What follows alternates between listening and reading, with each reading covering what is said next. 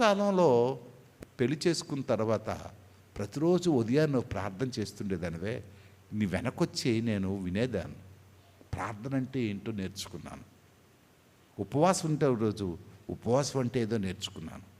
చూసారా, ఒకరి సహవాసం ద్వారా మంచిని మనం నేర్చుకోవాలి కానీ చెడుని నేర్చుకోకూడదు. కొంతమంది బూతులు ఆడుతుంటే సరదాగా నవ్వుతుంటారు. కొంతమంది వాళ్ళకి అదొక సరదా. వాళ్ళకి ఏమని పేరు పెట్టాలంటే సైకోలు అని పేరు పెట్టాలి. శాడిజం, అదొక శాడిజం. చెత్త మాట్లాడుతుంటే వీళ్ళు నవ్వుతుంటారు. చెత్త కామెంట్స్ చేస్తుంటే, రే వాళ్ళు వెళ్ళిపోతుంది చూసావా, వీళ్ళు వెళ్ళిపోతున్నట్టు చూసారా, అవి మనకు ఉపయోగపడవు. నోరు దురద తీర్చుకోవడానికి తప్పి దానివల్ల ఏమైనా ఉపయోగం ఉందా? ఉపయోగం ఉండదు. అంటే లోకాపరామాయణం అంత మనకి పనికిరావు. అదే విషయం మన భార్య గురించో, మన కూతురు గురించో, మన కొడుకు గురించి ఎవరంటే ఒప్పుకోం. పళ్ళు రాలగొట్టేస్తాం, కాలో చెయ్యో ఇరిసేస్తాం. కానీ పరాయి మొగోడు గురించో, పరాయి భార్య గురించి అంటే మనం సంతోషిస్తుంటాం. మీకు కూడా చెప్తున్నాను, నలుగురు కూర్చున్నప్పుడు ఎప్పుడూ పరాయి ఆడదాయి గురించి మాట్లాడకూడదమ్మా. మాట్లాడకూడదు. అది ఎలాగండి, ఇది ఎలాగండి, మాట్లాడకూడదు. ఒకవేళ ఎవరైనా ఎప్పుడైనా మాట్లాడారనుకో, అమ్మా ఇది దేవునికి వ్యతిరేకం, తప్పుడు మాటలు ఇవి, రే ఇలాంటి తప్పుడు మాటలు. ఒక చెడుల వాడి దగ్గరికి వెళ్ళినప్పుడైనా మనం మంచిని, మనం ప్రభు రక్తంలో కడగబడిన వారు, మనం ఇలా చేయకూడదు, మనం ఇలా అనకూడదు అని మనకు మనమే సముదాయించుకోవాలి. ఇది క్రైస్తవ సాంప్రదాయం. ఈ క్రైస్తవ సాంప్రదాయం మోయాబు దేశంలో పుట్టిన పెరిగిన రూతుకి అర్థమై మోయాబు విడిచిపెట్టడానికి ఇష్టపడ్డది. ఇక్కడ చూస్తే రూతులో ఉండే లక్షణం చాలా మంచి లక్షణం. మోయాబుని విడిచిపెట్టింది, బెత్లెహేము రావడానికి ప్రయత్నం చేసింది. దీనికి ఒక 3-4 పాయింట్స్ చెప్పొచ్చు ఇక్కడ. ప్రమాణం చేసుకున్న ప్రమాణం గురించి, అది నా అంశం కాదు కనుక వదిలేస్తున్నాను. వచ్చేసి ఇద్దరు కలిసి జీవిస్తున్నారు. వీళ్ళకి ఇల్లు లేదు, తినడానికి తిండి లేదు, ఇంట్లో మగవాళ్ళు లేరు. మగవాళ్ళు లేకపోతే ఒకరోజు అత్తా కోడలు ఇద్దరు కూర్చొని ఒకరు ముఖాలొకరు చూసుకొని తిండి లేకుండా ఎంత బాధపడ్డారో. ఇంట్లో బియ్యం ఉంటే అప్పుడు ఇప్పుడులాంటి ప్రభుత్వాలు ఏమైనా ఉంటే రేషన్ అని ఇచ్చేవారేమో కానీ మరి ఇప్పుడు రేషన్ ఇవ్వలేదు. అప్పుడు బియ్యం లేవు, పప్పు లేదు, ఉప్పు లేదు. ఆ గుడిసెలోనే ఎక్కడో పాత ఇల్లు ఏదో ఉంటే దాంట్లో ఉన్నారు. అప్పుడు నయోమి ఒక మాట అన్నది, ఋతు నీకు ఒక సంగతి చెప్తున్నాను. చాలా కాలం క్రితం మా ఊరే కదా ఇది, ఎలేమెలెక్కి ఒక బంధువు ఉండేవాడమ్మా. ఆయన పేరు నాకు సరిగా లేదు. ఆయన పేరు బోయేజు. ఆయన పేరు ఏం పేరు? బోయేజు. కనుక ఆ ఎలేమెలకు సంబంధించిన ఆ బోయేజు మనకి దూర బంధువు అవుతాడు, మనకి సమీప బంధువు అవుతాడు. ఆయన ఈ ఊరికి చాలా డబ్బు గలడు, కొంచెం బాగా డబ్బున్నోడే. అయినా సరే మరి డబ్బున్నోళ్ళు పేదోళ్ళని చూస్తారా? డబ్బున్నోళ్ళని పేదోళ్ళని కనికరిస్తారా? ఈ రోజుల్లో డబ్బున్నోళ్ళు పేదోళ్ళు చూడరు. డబ్బున్నోళ్ళు పేదోళ్ళు తెలుసు అని అనుకోరు. కానీ పేదోళ్ళు ఎప్పుడు నాకు తెలుసు, మా అమ్మ తాలూకా, మా నాన్న తాలూకా, మా బాబు తాలూకా అని చెప్తుంటారు. కానీ డబ్బు గలవాళ్ళు వాళ్ళ తాలూకా అని చెప్పరు. అల్లాడు వచ్చాడంటే వచ్చాడా ఉండమనరా అని అంటారు. కానీ వీడి మట్టు చెప్పుకుంటాడు, మా తాలూకా అండి, మా బాబు అండి, మా నాన్నకి, మా తమ్ముడికి ఇలాగని చెప్పుకుంటారు. కనుక ఏం చెప్పుకోలేదు వాళ్ళు.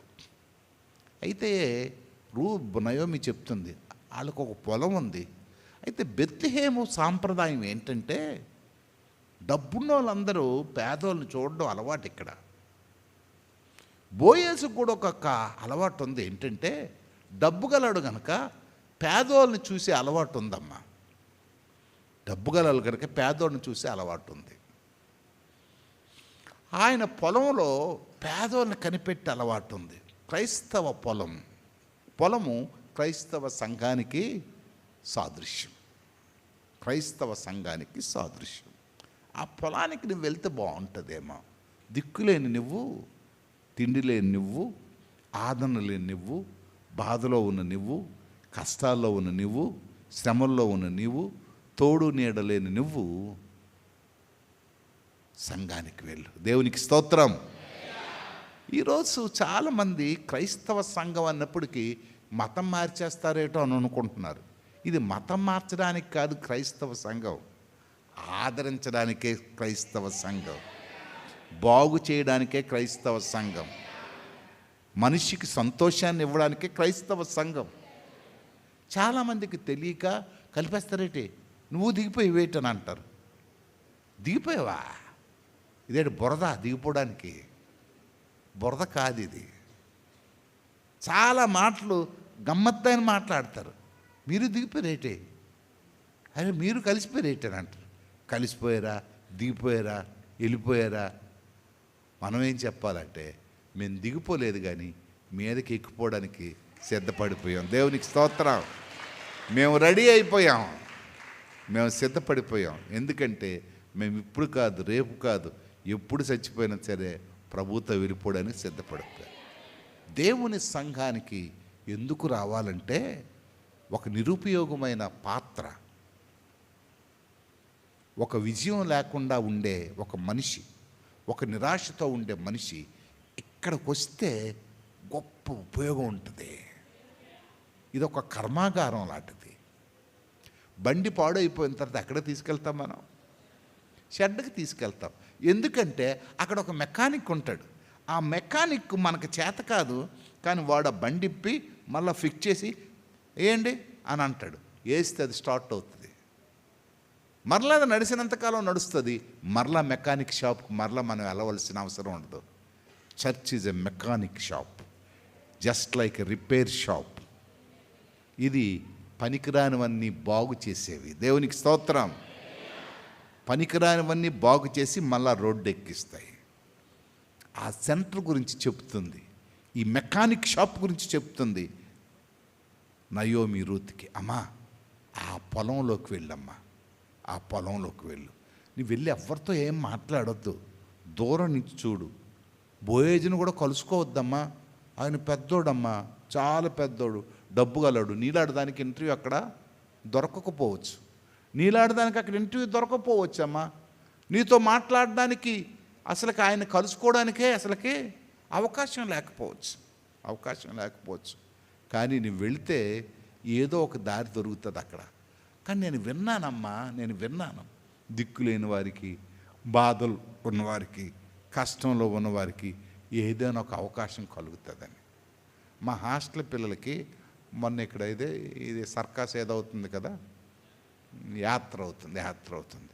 మా కన్నా చిరుకును మరి సురేష్కి మొత్తానికి ఏదో ఫోన్ చేస్తారు, అన్నా మీరు ఏదైనా చేయగలరా కొంచెం చూడండి అంటే.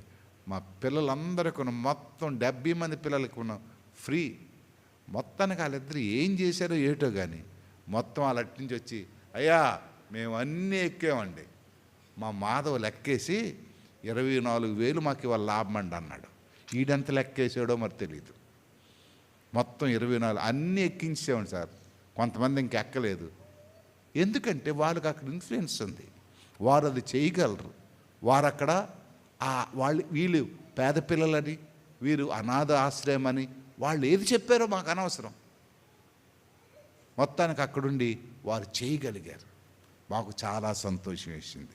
మనం ఒక స్థితిలో ఉండేటప్పుడు, మనకు దేవుడు ఆధిక్యత ఇచ్చినప్పుడు, దేవుడు మనకు అంతస్తు ఇచ్చినప్పుడు, సంఘంలో మనం చూస్తుండగానే కొంతమంది పేదలు కనబడతారు, కొంతమంది దరిద్రులు కనబడతారు.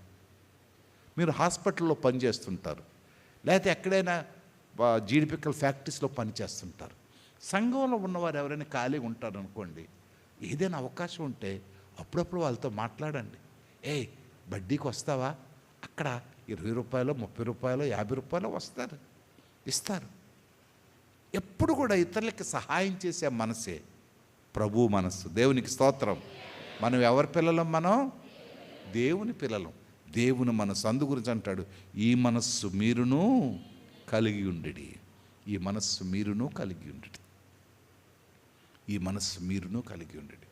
మా అమ్మ మా నాన్నగారు, మేము పెద్ద ధనవంతులు అయితే కాదు, కానీ ఇటువంటివి చేసేవారు. ఇటువంటివి చేసేవారు. ఫీజు లేని వాళ్ళకి ఫీజు కట్టడం, ఒకసారి మట్టి పిడతలు ఉంటాయి కదా, ఆ పిడతల్లో డబ్బులు వేసుకునేవాళ్ళం చిన్నప్పుడు.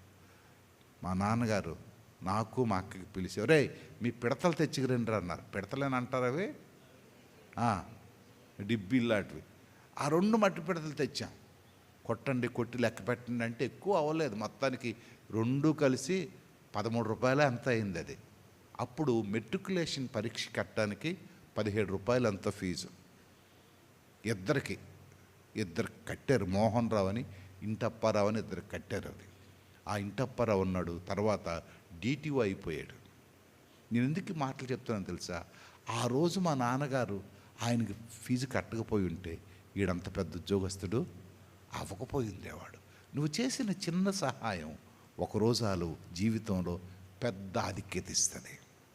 నేను పెంచి పెద్ద చేసిన పిల్లలు చాలామంది ఈరోజు, ఒక ఆయన ఆఫ్రికాలో ఉన్నాడు, మరొక ఆయన పెద్ద ఆఫీసరు, మిలిటరీ ఆఫీసర్ అయి ఇప్పుడు కొత్తపేటలోనే ఉన్నాడు, ఒక ఆయన ఆర్మీలో ఉన్నాడు. నేను ఎందుకు ఈ మాటలు చెప్తున్నాను? గొప్పగా చెప్పడం లేదు, ఏదో మాకున్నది. ఆ రోజు పట్టడి బియ్యం పెట్టాం. అప్పుడు ఇంత ఫెసిలిటీస్ కూడా లేవు, మాకు ఇంత ఫెసిలిటీస్ లేవు, ఇంత ఫైనాన్షియల్గా కూడా ఇంత పెద్ద సంఘం ఉండేది కాదు. ఆ రోజు మేము చేసిన ఆ చిన్న పని ఈరోజు వారికి గొప్ప లాభసాటిగా ఉంది. మాధవ్కి అదే కృతజ్ఞత. మాధవ్ ఈరోజు రాలేదు, కానీ మాధవ్ ఎప్పుడు చెప్తుంటాడు, నేను ఇక్కడ చదువుకున్నాను కనుక నాకు దేవుడు ఆశీర్వదించాడు, ఈరోజు నేను దీవించబడ్డాను. ఆ రోజు నేను నేర్చుకున్న పాఠాలు తను చాలామంది గురించి చెప్తుంటాడు, స్టూడెంట్స్ గురించి. అయ్యగారు ఇక్కడ చదువుకున్న వారు ఎవ్వరం, రవి అనే ఒక కుర్రోడు ఉంటాడు. తను ఇంచుమించుగా 3 కోట్ల రూపాయల బిల్డింగు అక్కడ హరిపురంలో కట్టుకున్నాడు. ఎప్పటికప్పుడే వస్తుంటాడు. ఎందుకు చెప్తున్నాను తెలుసా? నువ్వు చేసిన చిన్న సహాయం ఏదో ఒకరోజు వారికి పెద్ద బాధ్యత వస్తుంది. ఈ పేదరాలు ఈ దిక్కులేనిదై పొలంలో ప్రవేశించింది. పొలం దేనికి సాదృశ్యం అని చెప్పాను? సంఘానికి సాదృశ్యం. ఈ సంఘానికి ఒక యజమానుడు ఉన్నాడు, కాపరు అనుకోండి.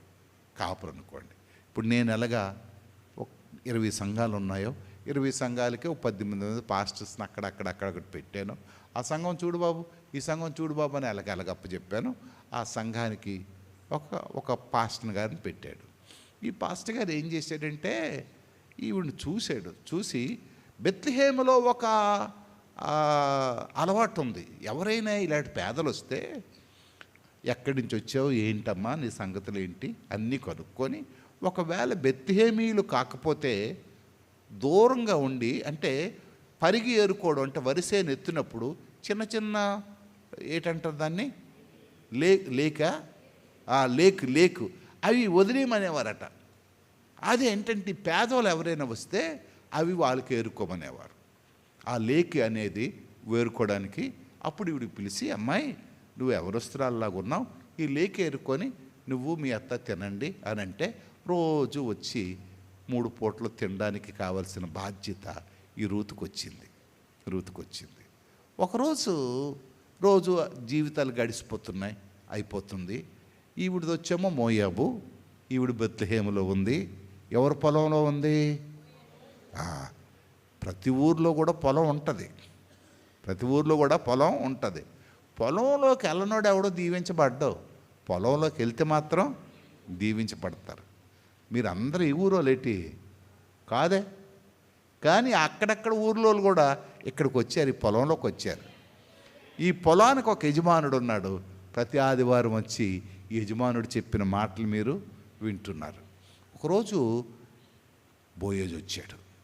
ఒకరోజు వచ్చి ఈ సంఘాన్ని చూడడానికి దిగి అటు ఇటు చూశాడు. ఏమయ్యా చేను ఎలా పండింది అలాగెలాగని మాట్లాడి అడుగుతూ సడన్గా ఈయనకు ఒక దృష్టి పడ్డది. అక్కడ ఆవిడ మన పొలంలో ఇలాంటి ఎప్పుడు చూడలేదు, ఆవిడ కొంచెం సిరిపోయిన చీర కట్టుకుందయ్యా, మైల్ చీరలాగా ఉంది, ఆవిడ మనోరమ్మాయి కానట్టుగా ఉంది, ఏంటి వీళ్ళందరూ ఎక్కడ ఉంటుంటే ఆవిడ అంత దూరంగా ఉందేటి అని అడిగాడు.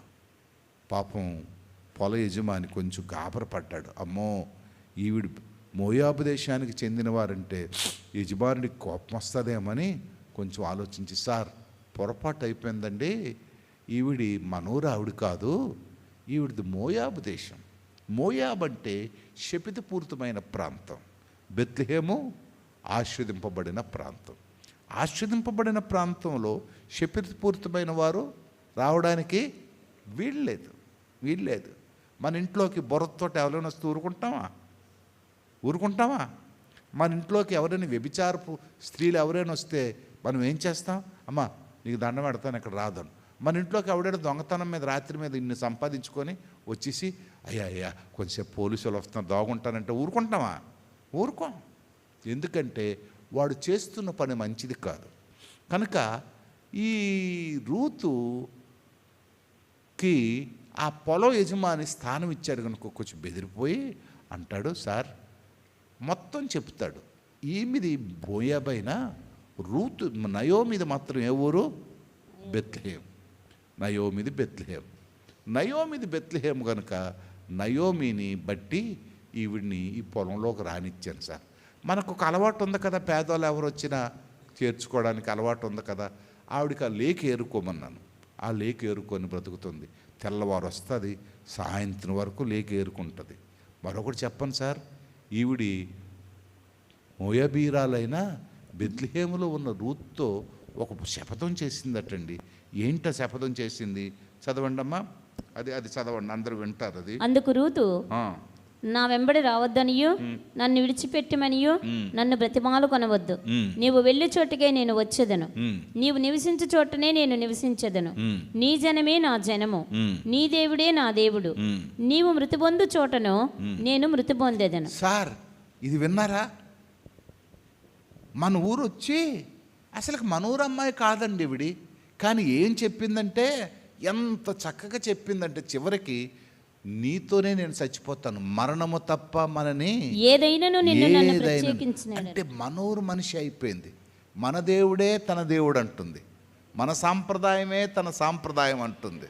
పిల్లలు ఇక్కడ ఒక మాట చెప్తాను, మన స్నేహితులు మనం సెలెక్ట్ చేసుకునేటప్పుడు, మన ఫ్రెండ్స్ని మనం సెలెక్ట్ చేసుకునేటప్పుడు మనలాంటి వారిని సెలెక్ట్ చేసుకోవాలి.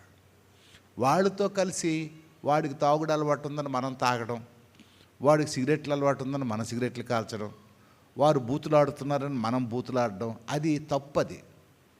ఒకవేళ వాడు చెడ్డవాడైతే మనతో కలిసి మంచితనం నేర్చుకోవాలి. చాలాసార్లు చాలామంది ఇది చేయరు. చాలామంది స్నేహితులు చెప్పుకుంటుంటారు, రే రాత్రి మా ఆవిడికి ఎముకలు ఎరగొట్టిందంట అంటారు. అదే గొప్పతనమా? పెళ్ళానికి ఎముకలు ఎరగొట్టిన గొప్పతనమా? ఈడొచ్చి ఇదంటాడు, ఈడొచ్చి ఎరగొట్టేస్తాడు. ఈడు ఎవరికైనా ఎరగొట్టాలంటే ఊర్లోకి వెళ్ళి ఎవడికో ఆడలాడు పార్టీ కూడా చూసుకొని ఎరగొడితే అప్పుడు ఈడు బలం ఆడు బలం సరిపోద్ది. ఆడవాళ్ళు తక్కువలు కాదులే, వీళ్ళు అంటారు రాత్రి వేసాను మొట్టికాయలు అని అంటుంది. అదే గొప్పతనమా మీ ఆయనకు కొట్టేయడం? గొప్పతనాలు కాదండి ఇవి. ఇన్ని మంచిని ప్రబోధించాలి మనం. మన మంచితనం బట్టి వారిని మంచి మార్గంలోకి తీసుకోవాలి. నువ్వు పనికిమాలిన పని చేసినప్పుడు నీ భార్య దుఃఖపడుతుంటే, ఏడుస్తుంటే, కన్నీరు కారుస్తుంటే అది నీకు శాపం. తను అనాదిగా మిగిలిపోతుంటే అది శాపం. నీ బిడ్డలు దిక్కులేని వాళ్ళు అయిపోతున్నా అది నీకు శాపం. చాలాసార్లు పురుషులు ఇది గమనించరు. నా భర్త గొప్పవాడండి, నా భర్త షోక్గాడండి, నా భర్త టక్ చేసుకొని వస్తుంటే అందరూ చూస్తుంటారండి, నా భర్త అని గౌరవించే విధంగా, నీ భర్తను 10 మంది పొగిడే విధంగా ఉండాలని ప్రతి భార్య అనుకుంటుంది. నా భర్త పరమ తాగుబోతండి, నా భర్త ఎక్కడ దొరికింది కూడా వదలడండి, ఆడు బెకారోడండి, ఆడు ఊరంతా తిరుగుతాడండి, ఆడు పేకాటగాడండి అని అంటే అది గొప్ప? అదేం గొప్ప కాదు. ఇంతవరకు ఏదో అయిపోయిందండి. ఇక్కడి నుంచి అయినా ఒక మంచి తరానికి రూత్ అదే చెప్తుంది, ఇంతవరకు నేను మోయాబులోనే ఉన్నాను, ఇంతవరకు మోయాబు సాంప్రదాయాలు ఉన్నాయి, ఇక్కడి నుంచి నేను బెత్లెహేములోకి వచ్చేసాను. ఇప్పుడు చచ్చిపోతే బెత్లెహేమీలాగే చచ్చిపోతాను. బెత్లెహేములో పుట్టిన యేసు ప్రభు బిడ్డగానే చచ్చిపోతాను. బెత్లెహేములో ఇదిగో యోధాదేశ బెత్లెహేమ అని ఎంత మాత్రము అల్పమైన దానవు కాదని చెప్పాడు కదా, ఆ అల్పమైన దానవు కానట్టుగానే నేను చచ్చిపోతాను. అప్పుడు ఈయన ఇదంతా విన్న తర్వాత పిల్లయ్యా ఆవిడ్ని పిల్లయ్య. ఇక్కడి నుంచి స్టోరీ స్టార్ట్ అయింది. ఇప్పుడు చదువుదాం చూడండి. ఇక్కడి నుంచి the responsibility of the believer. ఇక్కడి నుంచి నేను చెప్తాను. మొట్టమొదటిది 8వ వచనం చూడమ్మా. అప్పుడు బోయజు రూతుతో, నా కుమారి, నా మాట వినుము. మొట్టమొదట అంటున్నాడు, నా కుమారి, నువ్వు నా పొలంలోకి వచ్చిన తర్వాత ఫస్ట్ నువ్వు చేయవలసింది ఏంటంటే నా మాట వినాల. దేవుని సంఘంలో ఎవరి మాట ఉంటుంది? దేవుని మాటే ఉంటుంది. దేవునికి స్తోత్రం. నేను ఇప్పుడు ఎవరి మాట చెప్తున్నాను? ఎవరి వాక్యం చెప్తున్నాను? ఎవరి పక్షాన్ని నిలబడ్డాను? బహుశా నేను మీ గురించి చెప్తున్నాను అనుకుంటే అది పొరపాటుది. అది పొరపాటు. చాలామంది వాక్యం వినకపోవడానికి కారణం ఏంటంటే ఆయన అలాగే అనుకుంటాడు లేరా, ఆయన అలాగే అంటుంట. చాలా పొరపాటు అది. ఇక్కడ ఎవడు నిలబడి, నేను నిలబడచ్చు, రాజుపాస్టర్ గారు నిలబడచ్చు, కన్నపాస్టర్ గారు నిలబడచ్చు, లేకపోతే మీరు సాక్ష్యం చెప్పచ్చు. ఎవరు చెప్పినా ఇది ఒకవేళ నీకు వ్యతిరేకంగా చెప్పినా, నీకు అనుకూలంగా చెప్పినా, ఇది దేవుని మాట. సంఘానికి చెప్తున్న, ఒక విశ్వాసకు చెప్తున్న మూల సిద్ధాంతాలు ఇక్కడ చెప్తున్నాడు. నా కుమారి, నువ్వు పేదదానవు, నువ్వు దిక్కులేని దానవు, నువ్వు తిండి లేని దానవు, నువ్వు నిరాశలో ఉండేదానవు, నువ్వు భయముతో ఉండేదానవు. కానీ నువ్వు ఆశీర్వదింపబడాలంటే, నువ్వు దీవించబడాలంటే, నువ్వు బలం పొందాలంటే, నువ్వు పరలోకం వెళ్ళాలంటే, నువ్వు ఫస్ట్గా నువ్వేం చేయాలంటే నువ్వు నా మాట వినాలా.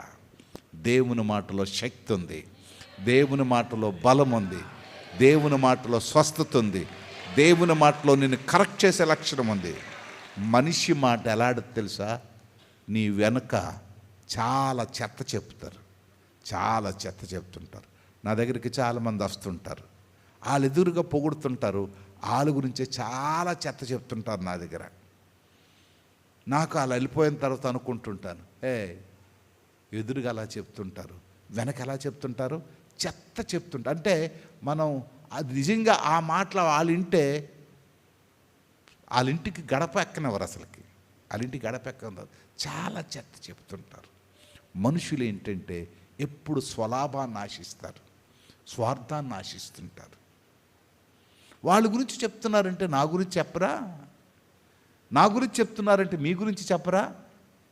ఈ చెప్పుడు మాటలు వినకూడదు. చెప్పుడు మాటలు విన్న వాళ్ళని ఎంకరేజ్ చేయకూడదు. జాగ్రత్తగా వినండి. ఎప్పుడు కూడా ఒకరి గురించి చెడు మీద ఒకటి ఎవరు చెప్తున్నారంటే నీ గురించి కూడా చెడు చెప్పే వాళ్ళు ఖచ్చితంగా ఉంటారు. అందు గురించి ఇక్కడ బోయేజ్ అంటున్నాడు, నా కుమారి. ఈవిడ అడ్రస్ మారిపోయింది. ఇప్పుడు మోయాబు దేశంలో ఉండే ఆవిడ, దేవుడు ఏమన్నాడంటే నేను కాలు కడుక్కునే పల్లెం అన్నాడు. కానీ ఇప్పుడు ఎప్పుడు బెత్లెహేములోకి వచ్చిందో, ఎప్పుడు రూతుతో జీవించడానికి ఇష్టపడ్డదో, ఇప్పుడు ఏమంటున్నాడు, నాకు కుమారి అయిపోయింది, నా కుమారి అయిపోయింది. దీని అడ్రస్ మారిపోయింది, దీని స్థితి మారిపోయింది. ఒకానొకప్పుడు నాకు నీకు సంబంధం లేదు. ఎప్పుడైతే సంఘములోకి వచ్చావో, ఎప్పుడైతే మారు మనసు పొందావో, ఎప్పుడైతే బాప్తిసం పొందావో, ఎప్పుడైతే ప్రభువుని అంగీకరించావో, ఎప్పుడైతే ఈ సంఘములో సభ్యుడిగా నువ్వు వచ్చావో, ఈ సంఘానికి నువ్వు కుమార్తె అయిపోయావు. దేవునికి స్తోత్రం. నాకంట పెద్ద వయసు కలిగిన వారు ఉండొచ్చు, నాకంట చిన్న వయసు కలిగిన వారు ఉండొచ్చు, నా వయసు కలిగిన వారు ఉండొచ్చు.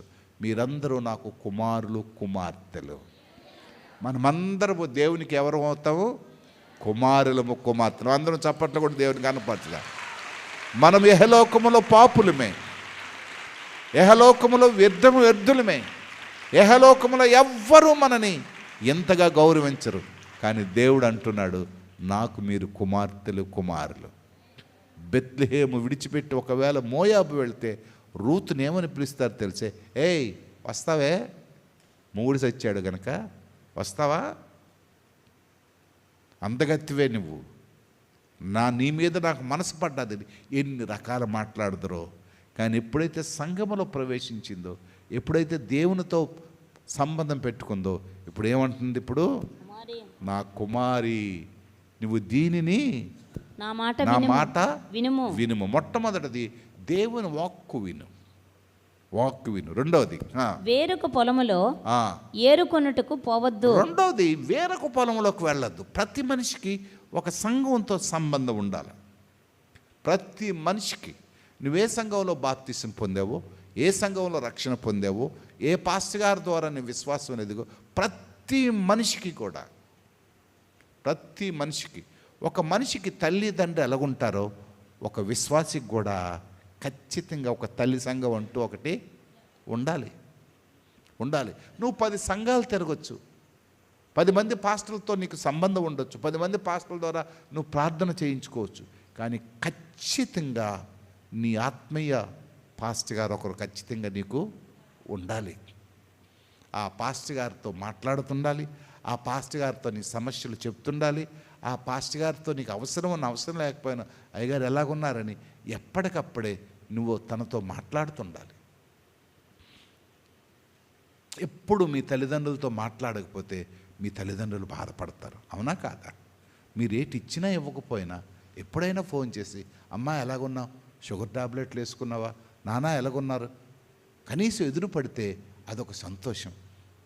నాన్నతో భయం వేస్తే కనీసం అమ్మతో కూడా భయం వేస్తే కనీసం ఇంట్లో ఉన్న తమ్ముడితోటో చెల్లితోటో ఎలాగున్నారు, బాగున్నారా, నాన్న అమ్మ బాగున్నారంటే ఆ మాట విన్నారనుకో వాళ్ళు ఎంత సంతోషిస్తారో. నా కొడుకు నా గురించి అడుగుతున్నాడు, నా కొడుకు నా గురించి పట్టించుకుంటున్నాడు. నేను కూడా అంతే. మీరు నా గురించి పట్టించుకుంటుంటే, మీరు నా గురించి, నా యోగక్షేమాల గురించి ఎప్పుడు ఇదే అనుకుంటారు. మా ఇంటికి రారు, మమ్మల్ని చేయరు. నేను ఎన్నిసార్లు చెప్తుంటాను, ఏ అర్ధరాత్రి అయినా సరే మీ ఇంటికి రమ్మని నాకు ఫోన్ చేసి నేను ఖచ్చితంగా వస్తాను. కానీ మీకు ఎప్పుడో చెప్తుంటాను నేను, ఏదో మీరు ఒక 1000 రూపాయలు 500 ఇవ్వడానికి విజిటింగ్కి రమ్మంటే నేను రాలేను. ఎందుకంటే మన సంఘానికి 3 పాస్టర్లు, 3 విజిట్ చేసామనుకోండి, మీ డబ్బులు ఖాళీ అయిపోతాయి. అది నాకు ఇష్టం ఉండదు. అందుగురించి ఈవెన్ కూటానికి కూడా అందరినీ పిలాలా, అందరూ రావాలని కోరుకోవడంలో కన్నపాస్టర్ గారు చాలాసార్లు అంటారు, ఎంతమంది కానుకలు ఇస్తారు, నేను రావడం మానేస్తా అంటే మీ గురించి మేము ఆలోచిస్తుంటాం చాలాసార్లు. మీకు తెలుసా, మేము రాకపోతే మీరు బాధపడతారేమో కానీ మీ గురించి మేము ఆలోచిస్తుంటాం. మీరు మనుషులే కదా, మీకు లిమిటెడ్ ఆదాయం ఉంటుంది.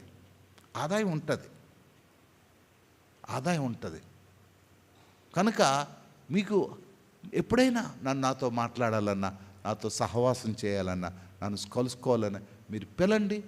ఖచ్చితంగా నేను కానీ అమ్మగారు కానీ ఖచ్చితంగా వస్తాం. వచ్చి మీతో వచ్చానా, అలాగే పిలిచినప్పుడు వచ్చానా అంటే మీరు విజిట్ చేయరా అని అంటారు. విజిటింగ్ అనేది ఎవరి కొరకంటే న్యూ బిలీవర్స్కే. విజిటింగ్ ఎవరిది? మీకు ప్రభు అంటే తెలుసు, వాక్యం అంటే తెలుసు. మీ కష్టాలు ఉంటే ఖచ్చితంగా మీరు మాకు ఫోన్ చేయాలి. రాజు పాస్టర్ గారు ఎలాగా వస్తుంటారు, తెల్లవారు వచ్చినప్పుడు అడుగుతాను రాజు పాస్టర్ గారికి. మరొకటి, రాజు పాస్టర్ గారు కూడా మిమ్మల్ని విజిట్ చేస్తుంటారు, ఆయనకేదో కానుకిస్తుంటారు. మళ్ళీ నేను చేస్తే నాకు కానుకిస్తుంటారు. మళ్ళీ కన్నపాస్టర్ గారు చేస్తే, ఇవన్నీ కూడా అప్పుడు మీకు తలనొప్పి పని అయిపోద్ది. విజిటింగ్ అప్పుడు రాకపోతే మంచిదండి, వీళ్ళు పాస్టర్ల మీద పాస్టర్లు ఒకరి మీద ఒకరు వచ్చేస్తున్నారు అని అనుకుంటారు మీరు. తెలుసా, ఇవి చాలాసార్లు నేను ప్రాక్టికల్గా విని, చాలా సంఘాల దగ్గరికి వెళ్తుంటాను కనుక ప్రాక్టికల్గా విని వీటిని అభ్యాసం చేసి నేను మీతో చెప్తున్నాను. కనుక ప్రతి విశ్వాసికి ఒక పాస్టర్ గారితో సంబంధం ఉండాలి. అందుగురించి నేను చాలాసార్లు మీతో చెప్తుంటాను, రేపు నాకు కన్న పాస్టర్ గారికో, నాకు రాజు పాస్టర్ గారికో గొడవ వచ్చి ఈ పక్కనే సంఘం పెట్టిన మీరు సంఘానికి వెళ్ళడానికి వీలు లేదు. ఎందుకంటే మీరు ఏ సంఘ సభ్యులు? క్రిస్టియన్ ప్రేయర్ టెంపుల్ డిఎస్విఎస్ కుమార్ గారే సంఘ సభ్యులు.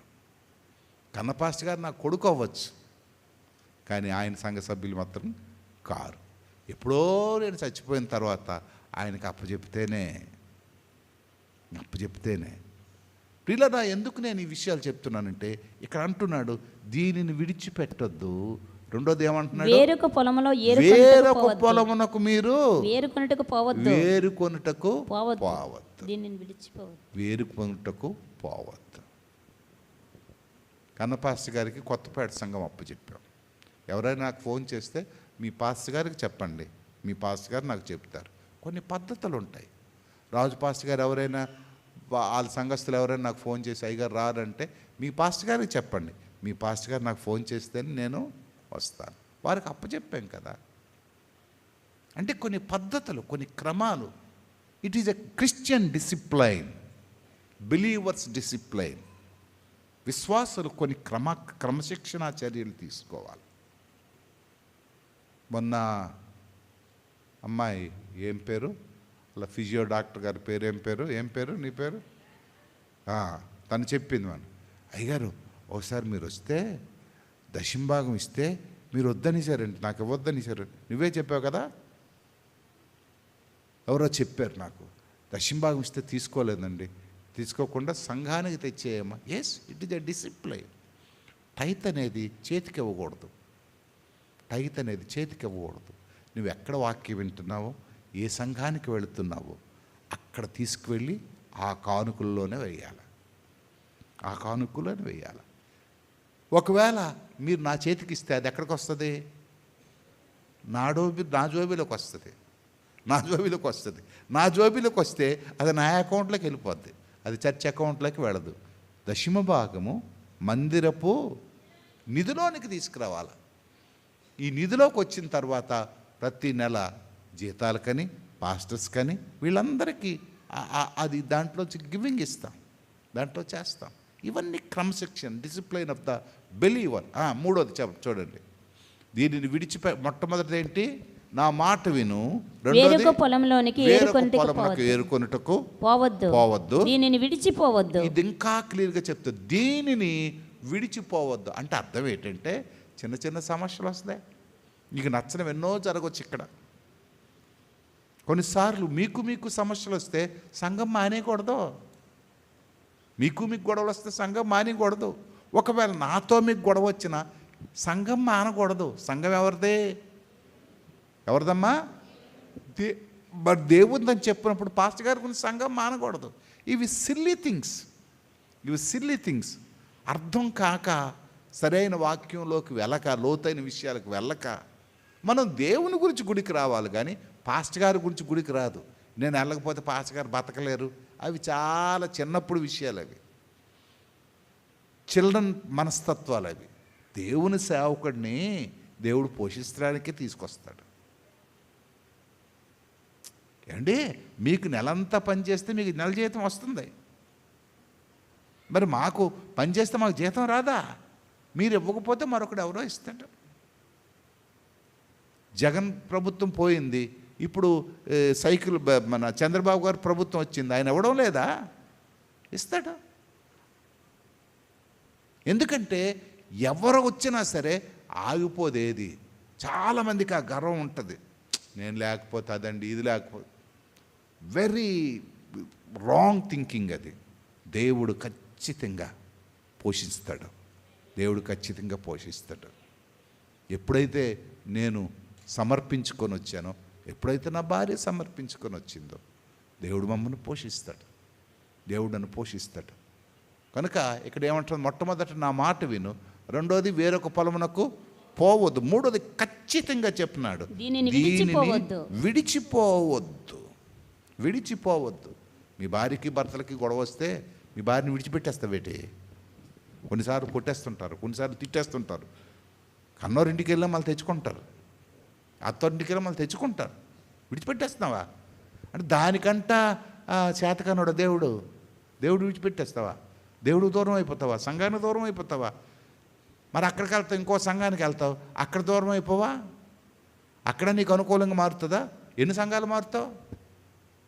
దీనిని విడిచిపెట్టవద్దు. ఇచ్చట నా పనికత్తెల యొద్ద, ఇక్కడ ఇంకా చెప్తున్నాడు, ఇచ్చట నా పనికొత్తల యొద్ద నిలకడగా ఉండుము. It is a discipline of the believer. నాకు ఎంత మంచి సబ్జెక్ట్ వచ్చిందా అనిపిస్తుంది నాకు. నిలకడగా ఉండు. నిలకడ లేని క్రైస్తవ విశ్వాస జీవితం, తొందరపాటు క్రైస్తవ విశ్వాస జీవితం. చాలామంది తొందరపాటు ఆ నిర్ణయాలు తీసుకునేటప్పుడు, ఆ తొందరపాటులో ఆ పనులు చేసినప్పుడు చాలామంది పొరపాట్లు చేసేస్తుంటారు. నిలకడగా ఉండు. నిలకడ అంటే అర్థం ఏంటంటే, కొన్నిసార్లు మనం చెయ్యాలనుకున్నవి మనం చేస్తున్న వాటి మీద నిలబడిపోవాలి. ఏవో వస్తుంటాయి, తుఫాను వస్తుంటుంది, వరద వస్తుంటుంది, గాలి వస్తుంటుంది, అలాగని ఇల్లు విడిచిపెట్టి పారిపోతామా? పారిపోం.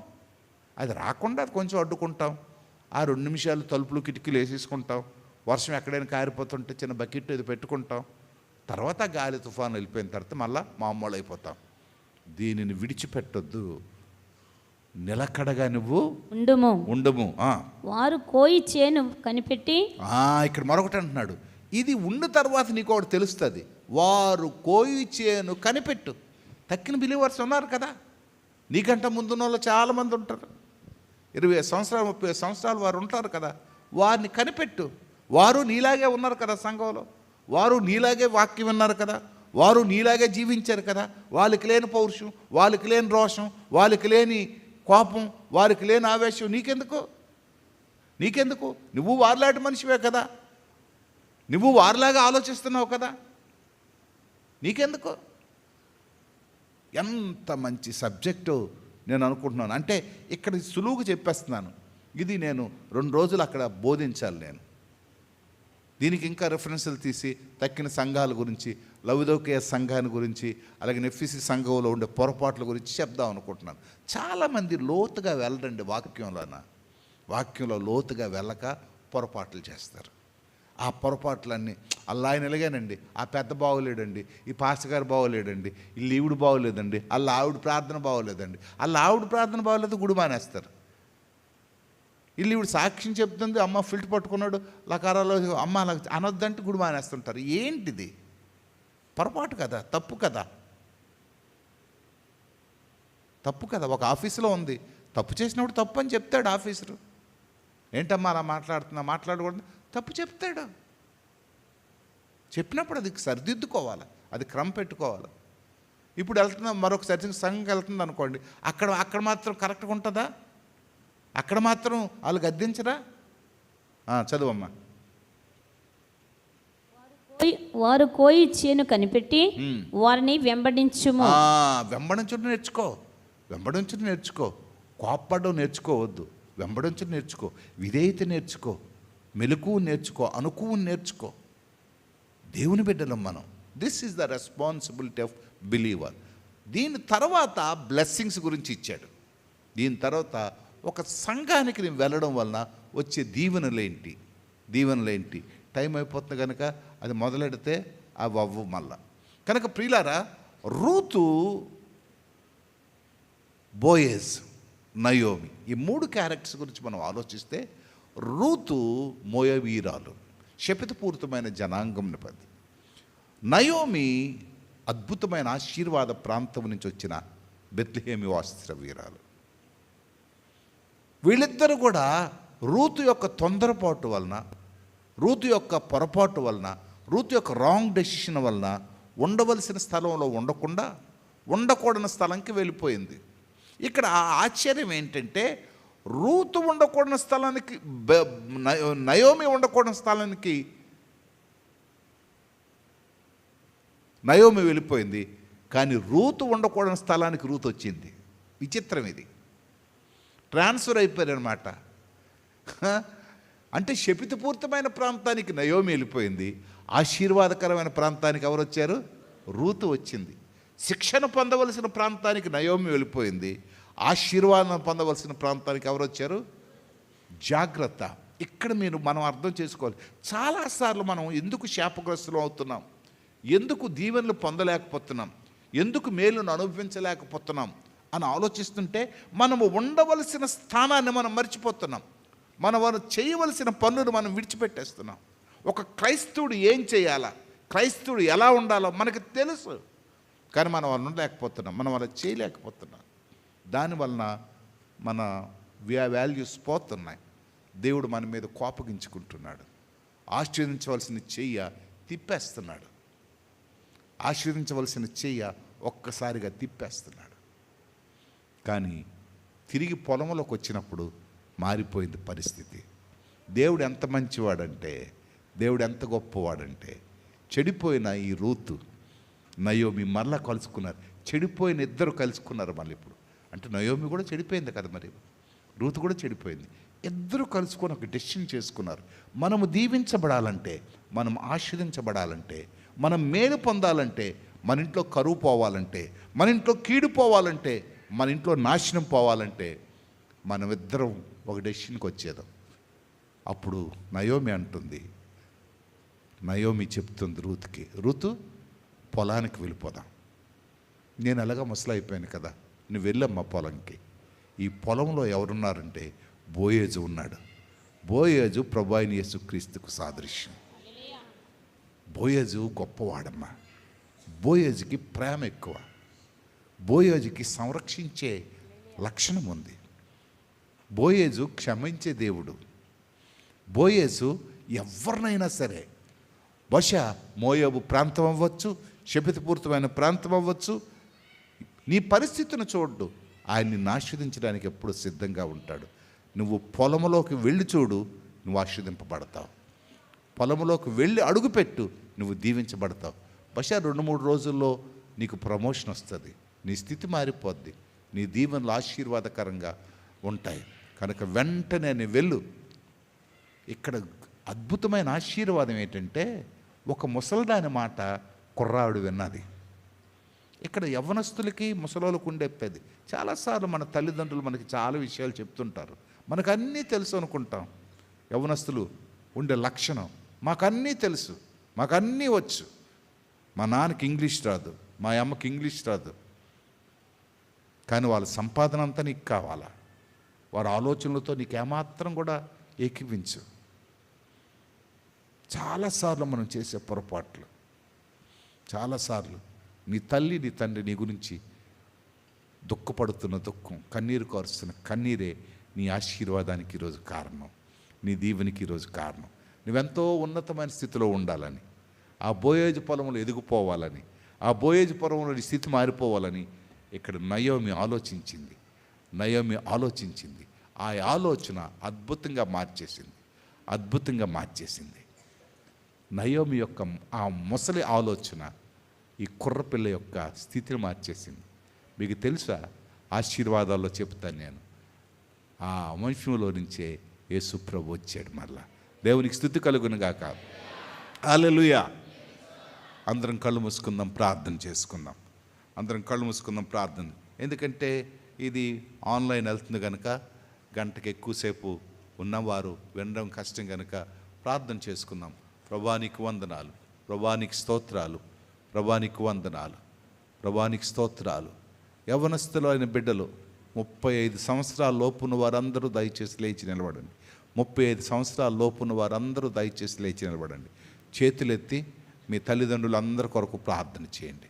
35 సంవత్సరాల లోపున్న వారందరూ కూడా, ప్రభా మా తల్లిదండ్రులకు మేము విధేయులమై ఉండడానికి సహాయం దయచేయి, మా తల్లిదండ్రులకి మేము మాట వినే స్థితి మాకు దయచేయి, నీ కృపను మాకు అనుగ్రహించు ప్రభా. చేతులెత్తి ఒక్కసారి సమర్పించుకోండి. దుఃఖం వస్తే కన్నీరు కార్చండి. ఎన్నోసార్లు వారికి నీ బాధ కలిగించాం, ఎన్నోసార్లు మేము వారికి కన్నీరు తెప్పించాం. ఇదిగో ఎన్నోసార్లు వారు చెప్పిన మాట నిర్లక్ష్యపరిచాం, ఎన్నోసార్లు వారు చెప్పిన పరిస్థితుల్ని మేము అర్థం చేసుకోలేదు. లేచిన వారు కళ్ళు మూసుకోండి, కళ్ళు మూసుకున్న వారు ప్రార్థన చేయడం మొదలుపెట్టండి. ప్రభా మా భవిష్యత్తుని నీ చేతిలో పెడుతున్నాం. రూతు పొలంలోకి వెళ్ళినట్టుగా మేము కూడా నీ పొలంలోకి వస్తున్నాం ప్రభా. ఇదిగో నీ పొలంలో ఉండే అనుభవాలు మాకు నేర్పించు, నీ పొలంలో ఉండే సమృద్ధిని మాకు నేర్పించు ప్రభా. అందరము ప్రార్థన చేసుకున్నాం, అందరం ప్రార్థన చేసుకున్నాం. లేచిన వారు ఇటు చూడకుండా అందరూ ప్రార్థన చేసుకోండి. ప్రభా ప్రభా ప్రభా ప్రభా మా చదువుల్లోనూ మాకు ఆశీర్వాదాన్ని దయచేయండి. మా తల్లిదండ్రులకి మేము విధేయులుగా ఉండి నేర్పించు ప్రభా. మా బ్రతుకుల్లో ప్రభా ఇగో మేలుకరమైన అనుభవాలు మాకు దయచేయి ప్రభా. నాయనా నాయనా నాయన నాయనా నాయనా నాయన మాకు ఉన్నతమైన భవిష్యత్తు దయచేయి ప్రభా. సంఘానికి సమాజానికి ఇదిగో ప్రభా మేము ఉపయోగపడే పాత్రలుగా ఉంచు ప్రభా. నాయనా ఎన్నోసార్లు మేము వాక్యం వింటున్నాం కానీ కలుముయండి అమ్మా, ఎన్నోసార్లు వాక్యం వింటున్నాం కానీ మేము ప్రభా నా దయగలి తండ్రి మార్పు లేదు ప్రభా. ఇదిగో ప్రభా మేము మారడం లేదు ప్రభా. మాకు మార్పును దయచేయండి ప్రభా, మార్పును దయచేయి ప్రభా, మార్పును దయచే ప్రభా. నీకే స్తోత్రాలు, నీకే స్తోత్రాలు, నీకే స్తోత్రాలు. ఉపాన దయగల తండ్రి, నీ కృపలో బలపరచండి, భద్రపరచండి, మేలుతో నింపండి, నీ శక్తితో నింపండి. ఇదిగో ప్రభ, నీకు వందనాలు చెల్లిస్తున్నాను, నీకు వందనాలు చెల్లిస్తున్నాను, వందనాలు చెల్లిస్తున్నాను.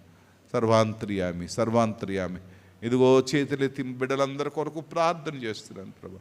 నమ్మకమైన బిడ్డలుగా, ఆశీర్వదించబడే బిడ్డలుగా, ఇదిగో వారి బ్రతుకులు నీ చేతులకు అప్పచెప్పుకోవడానికి, ఇదిగో నమ్మకమైన బిడ్డలుగా నిలకడగా ఉండి, పొలంలో ఉండి వేరొక పొలం వైపు చూడకుండా, ఇదిగో ప్రభ నీ చేత ఆశీర్దింపబడేవారుగా, బోయాజు ఇదిగో ప్రభ వెంట నడిచేవారుగా, ఇదిగో ప్రభ వెంబడించేవారుగా వారికి నీ శక్తిని, సహాయం దయచేయమని, నీ కృపహస్తాల వారికి అనుగ్రహించి బలపరచమని, బిడ్డలందరినీ దీవించమని క్రీస్తు పర వేడుకొనుచున్నాను తండ్రి. ఆమేన్, ఆమేన్. అందరం కూర్చుందాం.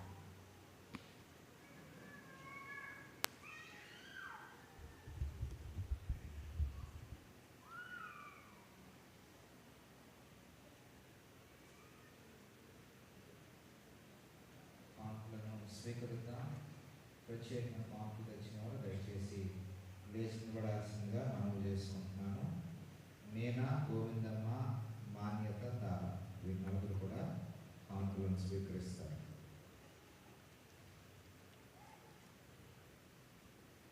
ఇదిగో తీసుకెళ్ళిపోవాలి, మర్చిపోతున్నాను బుక్.